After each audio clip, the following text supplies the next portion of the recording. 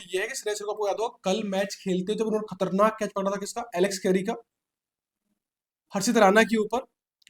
उसके बाद इनको चोट लग गई थी, चोट बहुत गजब की, बहुत खतरनाक चोट थी। आपने देखा पिच पे बहुत पेन में थे, बहुत ज्यादा पेन में थे। बेसिकली जब वो पीछे भाग कर कैच पकड़ते हैं, कूदते हैं, तो ये जो कोहनी होती है ना, वो लगती है यहाँ पेट पे लगती है, रिप्स बोल सकते एक तरह से। तो वहां पर ये कोहनी घुस जाती है, खुद की कोहनी, क्योंकि हड्डियां होती है यहाँ पर, ये घुसते हैं यहाँ पर, तो पेन बहुत ज्यादा हुआ था। उसके बाद वो चले गए तो हॉस्पिटल, मैच भी नहीं खेले थे उसके बाद, बैटिंग करने की बारी आई नहीं, अच्छी बात थी। तो कल कोई अपडेट नहीं आया था। आज पूरी टीम, सपोर्ट स्टाफ सब चले गए कैनबरा या घर चले गए अपने जो जहां जाना था। इकलौते श्रेयस अय्यर अभी भी सिडनी हॉस्पिटल में भर्ती हैं। कहा यह गया है श्रेयस अय्यर को कोई मेजर इंजरी नहीं है, कोई आपका कहते हैं ना बोन टूटा नहीं है, फ्रैक्चर नहीं है, लेकिन इंजरी है। ऑफिशियल तौर पे बीसीसीआई ने या किसी ने भी नहीं बोला है कि कब तक ये फिट होंगे और कितनी सीरियस इंजरी है, बस ये बोला फ्रैक्चर तो नहीं है।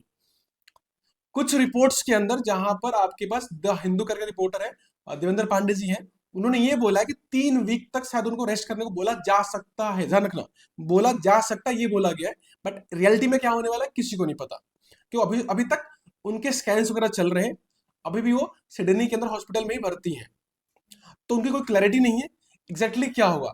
अच्छी बात है कि वो T20 सीरीज में नहीं है, अभी 1 महीने गैप है, जो अगली ओडीआई सीरीज होने वाली है। लेकिन अगर इस तरह की इंजरी है, अब दिक्कत क्या, तो इस तरह की इंजरी के बाद प्लेयर को मैंडेटरी तौर पे जाकर के सेंटर ऑफ एक्सेलेंस से अप्रूवल लेना पड़ता है कि फिट हो चुके हैं। तो अगर ये कल तक कुछ भी थोड़ा सीरियस दिखाते हैं, तो फिर इनको पहले फिट होना पड़ेगा, उसके बाद जाकर के कम से कम 1 हफ्ते से 10 दिन या 15 दिन तक जाकर सेंटर ऑफ एक्सेलेंस में टाइम बिताना पड़ेगा, वो अप्रूवल देंगे, तब जाकर फिर ये मैच के लिए अवेलेबल हो पाएंगे। अब दिक्कत क्या है कि इस पूरे प्रोसेस के अंदर बहुत लंबा प्रोसेस हो जाता है, फिर आपका सिर्फ 1 महीने का टाइम है, क्योंकि अगर चोट लगी तो कम से कम 1 हफ्ते 10 दिन लगेंगे रिकवर होने में। उसके बाद जाएंगे सेंटर ऑफ एक्सेलेंस, उसके बाद जाकर क्या करेंगे, उनको ठीक करेंगे। इस पूरे प्रोसेस में क्या होगा, टीम सिलेक्शन पहले हो जाएगा आपके पास, मैच से पहले 15 दिन पहले टीम सिलेक्शन हो जाएगी। और इनको लग रहा है कि लगभग 1 महीना लग सकता है ठीक होने में, 3 हफ्ते लग सकते हैं।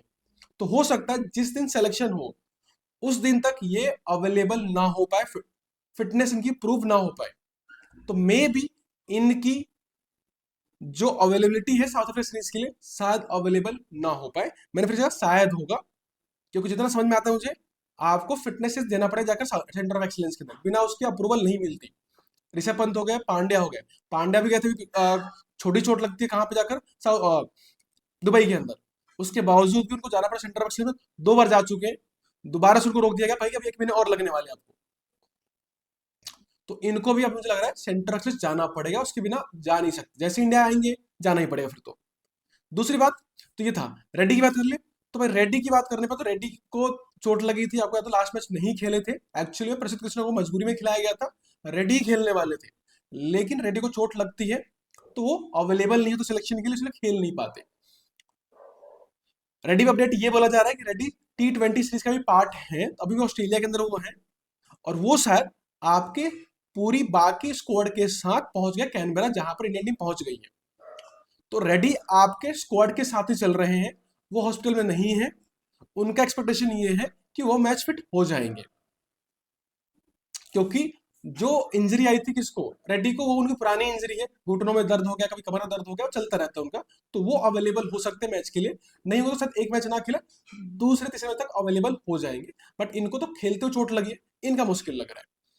ठीक भाई, तो ये था 2 अपडेट्स आपके, तो 3 अब हमारे प्लेयर चोटिल हो गए, प्रतिका रावल हो गई है, रेड्डी चोटिल है, और फिर आपके ये भी है। तो ये थोड़ा सा इंडियन टीम के लिए अच्छा तो नहीं है, बट कोई नहीं, कभी कभी बुरा जब होता है तो आपको मौका मिलता है अपनी बेंच स्ट्रेंथ को चेक करने का, तो वो अच्छी बात हो जाती है कि आप एक अपने बेंच स्ट्रेंथ को क्या कर सकते हो, चेक कर सकते हो, उनको खेलने का मौका मिल सकता है। हो सकता है अगर श्रेयस अवेलेबल ना हो तो पहली बार जायसवाल को या तिलक वर्मा को ओडीआई के अंदर खेलने का मौका मिल जाए, ओडीआई में खेलने का मौका मिल जाए किसको, जायसवाल को या फिर तिलक वर्मा को मिडिल ऑर्डर के अंदर।